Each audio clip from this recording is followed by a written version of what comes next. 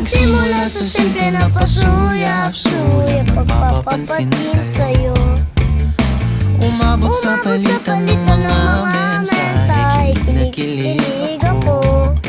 Kumusta, kain na, hello, magandang umaga. Ingat ka, pahinga, huwag kang masyadong magpupuyat pa. Naramdaman